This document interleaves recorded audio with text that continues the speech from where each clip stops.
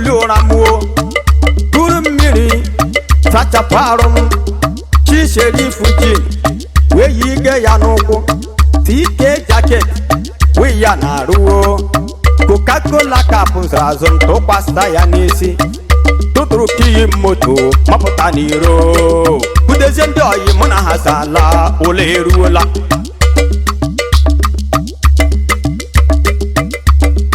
Maazị Jonathan Onyebuchi Paul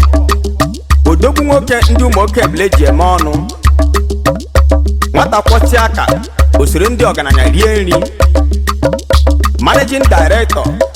Jokerin Resources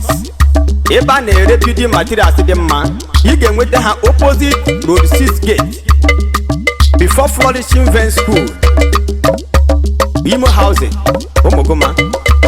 Owerri West irute ha ebe ahụ ngwaahịa zuru eju ike nke ekwu ụgwọ lamazi ebe ndị na-ere ahịa ebe ahụ ha niile dị ọfụma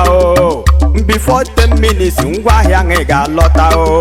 imezi ọfụ load ozigbo wee bido ọrụ gị